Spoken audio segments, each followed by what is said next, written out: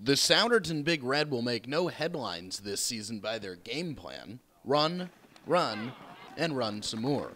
But if it ain't broke, don't fix it. Coach Ed Gallagher's wing tee offense has taken the Big Red to the playoffs in 3 of the last 4 years. And with a wealth of experience returning on both lines, the formula remains the same. And that's okay with Souderton.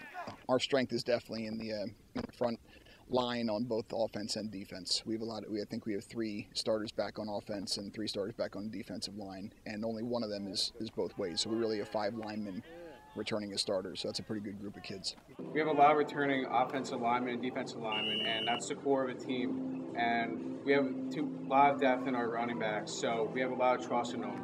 And by having that, we feel as though we can compete within the Chamonix or North Penn. Senior two-way lineman Joe Stolfi says this team is a force to be reckoned with in the Continental Conference. I personally think our offensive line and defensive line are our strengths. I mean, I think we're looking pretty good, and I think that's going to help us carry on. And I think our secondary is looking pretty good too. I mean, really, I can't really see too many weaknesses, too much. I mean, it's really early in camp still, so it's still kind of hard, but we're looking good. We're coming together.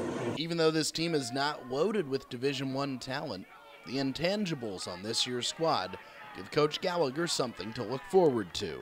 I don't think it's our most talented, but I think they have a good work ethic. They're very coachable.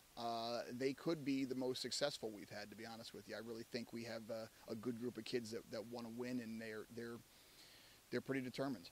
Still reeling from the sting of a near miss in the playoffs last season, the Souderton Big Red enter the 2010 campaign with plenty of motivation. Head coach Ed Gallagher will find out quickly if his team has the right stuff, as their first 3 opponents are Neshaminy, Perk Valley, and Abington. Reporting for WNPV, I'm Kyle Berger.